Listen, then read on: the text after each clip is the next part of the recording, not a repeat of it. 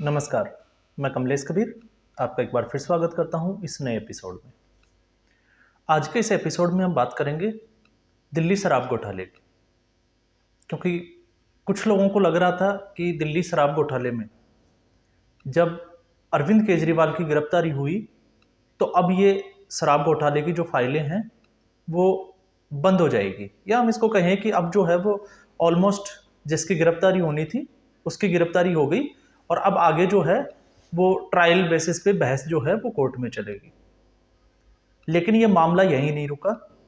इस मामले में एक बहुत बड़ा और नया मोड़ आ गया, और नया मोड़ ये था कि अरविंद केजरीवाल ने आतिशी मारलेना और साथ में सौरभ भारद्वाज, दोनों ही जो है वो आम आदमी पार्टी की सरकार में मंत्री है, और इनकी जो भूमिका है उसको संदिग्धता के घेरे में लाके खड़ा कर दिया।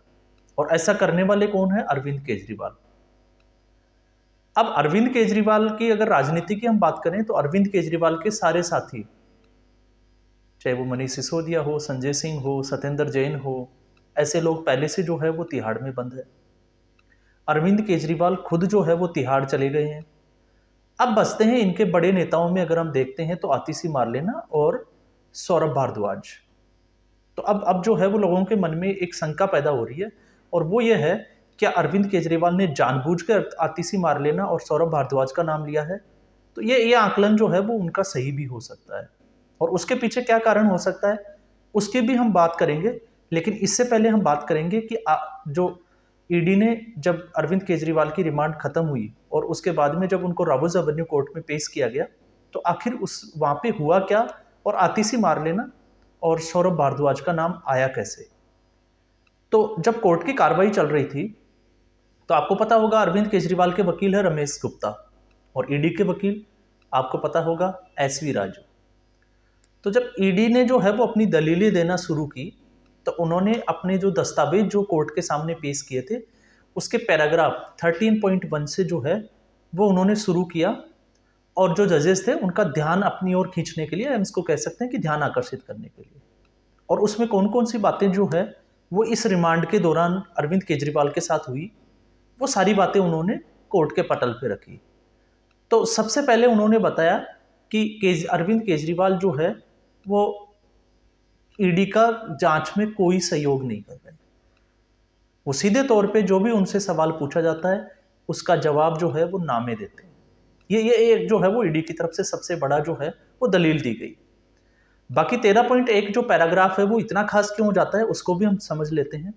तो उसमें जो बातें जो लिखी हुई है उसको अगर हम देखें, जो ईडी ने जो है वो पढ़ के सुनाई, तो इसमें यह था कि शराब बनाने वाले से लेके चाहे खुदरा व्यापारी हो, चाहे होलसेलर थोक विक्रेता हो, या फिर दिनेश आरएसएस और दूसरे अभिषेक बेनपल्ली जैसे बड़े बिचौलिए, ये दोनों जो है, इसके अलावा भी बहुत सारे बिचौलिए जो है वो इस केस में थे।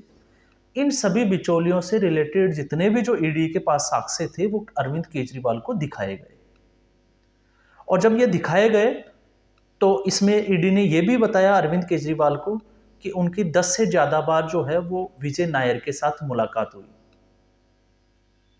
और विजय नायर, मैंने पहले भी बताया था कि इस विजय नायर के मामले में कैलाश गहलोत, एक वीडियो और बनाया था मैंने, आप उस पर जाके देख लीजिएगा। कैलाश गहलोत की भूमिका भी जो है अब यहाँ पे जांच के घेरे में है।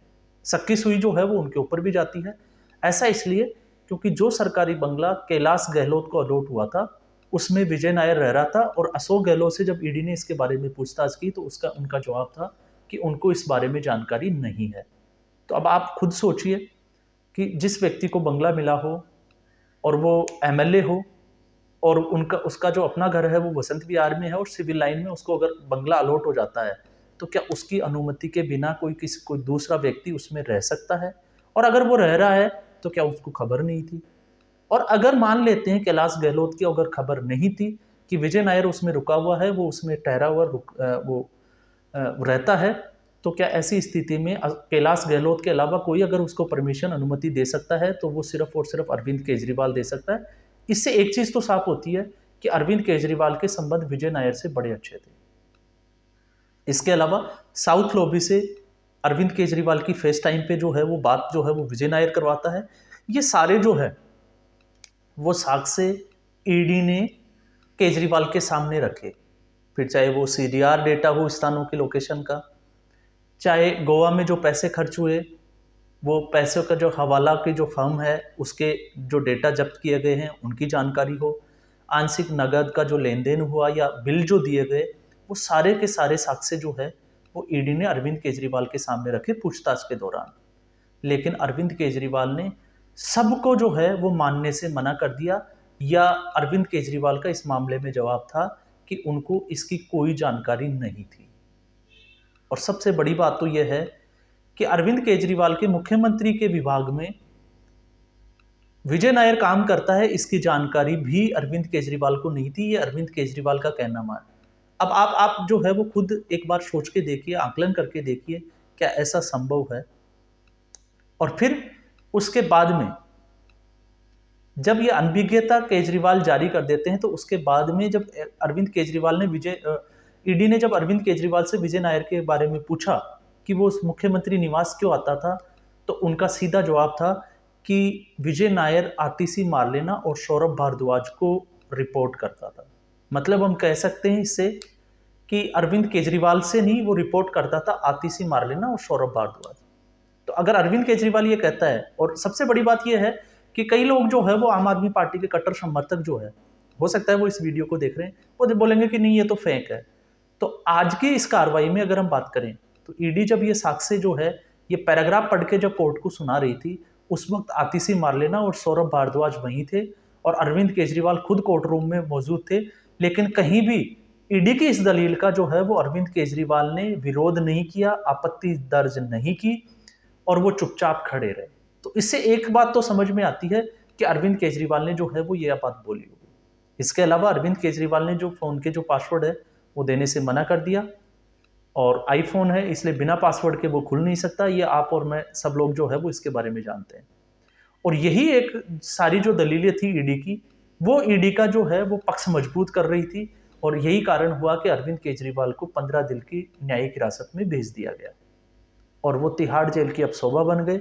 अपने यार दोस्तों के साथ वहाँ वो मीटिंग कर सकते हैं, मिल सकते हैं उनसे, उनका ध्यान रख सकते हैं। तो अब भगत सिंह राजगुरु जो वो शहीद के नाम लेके जो है वो उपाधि देते थे, अब वो उनके साथ जो है वो रह सकते हैं, अरविंद केजरीवाल की बात। लेकिन सबसे बड़ा सवाल ये है कि आतिशी मार्लेना, कैलाश गहलोत तो ऑलरेडी जो है वो शक के घेरे में है, लेकिन जब आतिशी मार्लेना और सौरभ भारद्वाज का नाम आता है तो फिर थोड़ा सा शक जो है वो अरविंद केजरीवाल के ऊपर भी जाता है। अब आप बोलोगे कि कैसे हो सकता है? मैं ये नहीं कह रहा, हो सकता है कि विजय नायर के तार जो है वो आतिशी मार्लेना से जुड़े हुए हों, क्योंकि आतिशी मार्लेना के रिश्तेदार जो है, शायद उनके जो जीजाजी हैं, वो लिख करके बिजनेस से जुड़े हुए हैं। तो हो सकता है, इसमें पूरी पॉसिबिलिटीज है कि वो जो है संभावना है। और सौरभ भारद्वाज वो भी शक के घेरे में है, क्योंकि आपको पता होगा जब रात के 2 बजे आपको विजिलेंस विभाग की जो फाइलें इधर उधर हुई, उस मामले को आपको पता होगा, और स्वास्थ्य घोटाले में हाई कोर्ट से जो है वो ऑलरेडी उनको फटकार पड़ चुकी है। हालांकि वो उसकी जांच अभी जो है उसके आदेश कोर्ट ने नहीं दिए, लेकिन उनको फटकार पड़ चुकी है। तो शक का घेरा जो है वो शक जो है वो जरूर होता है, लेकिन अरविंद केजरीवाल पे शक इसलिए होता है क्योंकि अरविंद केजरीवाल को अगर अब जैसे मनीष सिसोदिया जो है वो जेल में है, सत्येंद्र जैन जेल में है, संजय सिंह, तो बड़े नेता जो है वो ऑलरेडी जेल में है, और अरविंद केजरीवाल खुद जो है वो जेल में है। तो अरविंद केजरीवाल के जेल में जाने से अगर उनको राजनीतिक खतरा किसी से है, तो फिर 2 ही व्यक्ति, 2 ही मंत्री जो है वो आम आदमी पार्टी के बचते हैं, एक आतिशी मार्लेना और दूसरा सौरभ भारद्वाज। और सौरभ भारद्वाज और आतिशी मार्लेना को ये ठिकाने लगाने का प्लान भी हो सकता है, क्योंकि अगर इनको जो है अगर फंसा दिया जाता है तो अरविंद केजरीवाल का जो कांटा है वो बाहर निकल जाता है, और वो सुनीता केजरीवाल को मुख्यमंत्री बना सकते हैं। और ऐसा इसलिए, हालांकि कोर्ट आपने देखा होगा, आज भी खबरें ये थी कि अरविंद केजरीवाल ने जेल से ही सरकार चलाने का फैसला लिया है, लेकिन संवैधानिक तौर से एलजी वीके सक्सेना ने पहले ही बोल दिया कि जेल से सरकार चलाना संभव नहीं है, तो उसके दूसरे विकल्प की जो है वो सोच विचार किया जाएगा। तो ऐसी स्थिति में अगर ऐसा होता है तो फिर अरविंद केजरीवाल, जैसे आपने देखा होगा हेमंत सोरेन को जब गिरफ्तार किया गया तो उन्होंने अपनी पत्नी को मुख्यमंत्री बनाने की कोशिश की, हालांकि बात नहीं बनी, तो उसके बाद में चंपई सोरेन को जो है वो मुख्यमंत्री बनाया। तो अरविंद केजरीवाल के अगर हम बात करें तो सुनीता केजरीवाल का अरविंद केजरीवाल के ऑफिस जाना, वहां से जो है वो वीडियो मैसेज जारी करना, ये तमाम तरह की खबरें जिनके ऊपर हम वीडियो बना भी चुके हैं और आप खबरें देख भी चुके हो।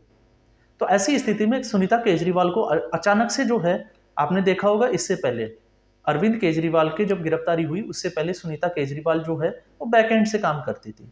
उनका नाम जो है वो उछला था शीशमहल के मामले में, जब वीके सक्सेना ने उनको सीएम मैडम कह के पुकारा था, क्योंकि सारे अधिकारी जो है वो शीशमहल में क्या जो है वो रिनोवेशन का जो काम चल रहा है उसमें क्या जो है वो सजावट का किया जाएगा, कौन सा टीवी लगाया जाएगा, ये सारी जो परमिशंस थी वो मैडम सीएम से ही ली जाती थी। तो रोल तो जो है उनका समझ में आता है, लेकिन अगर सुनीता केजरीवाल, आतिशी मारलेना और सौरभ भारद्वाज, अगर ये दोनों भी ठिकाने लगा दिए जाते हैं तो फिर इसका रास्ता साफ हो जाता है और फिर उसके बाद में जो है वो सुनीता केजरीवाल को दिल्ली का मुख्यमंत्री बनाया जा सकता है। और अगर ऐसा नहीं होता है तो इस स्थिति में आतिशी मारलेना या सौरभ भारद्वाज जो है वो मुख्यमंत्री पद के दावेदार बन जाते हैं।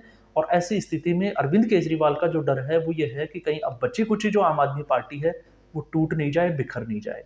हालांकि इसकी शुरुआत हो चुकी है, पंजाब के बड़े नेता जो है वो आम आदमी पार्टी छोड़कर दूसरी पार्टियों का रुख कर रहे हैं, चाहे वो भारतीय जनता पार्टी हो और चाहे धर्मवीर गांधी की हम बात करें, उन्होंने भी जो है वो कांग्रेस ज्वाइन कर ली है। और आम आदमी पार्टी के इकलौते सांसद सुशील सिंह रिंकू, आपको पता होगा, उनके एक एमएलए और है, ये सब लोग जो है वो ऑलरेडी, और कल खबर ये थी कि 14 पार्षद जालंधर के जो है वो भी भारतीय जनता पार्टी ज्वाइन कर रहे हैं, उसके लिए दिल्ली रवाना हो गए थे। तो ऐसी स्थिति में दोनों संभावनाएं जो हैं वो प्रबल है, दोनों के जो है वो कयास लगाए जा रहे हैं। हो सकता है सौरभ भारद्वाज और आतिशी मारलेना, क्योंकि ये पूरा एक ग्रुप है, तो इसमें ये जो है वो हम सोच सकते हैं कि हो सकता है वो इसमें शामिल हो, क्योंकि उस वक्त आतिशी मारलेना जो थी वो गोवा की चुनाव प्रभारी थी।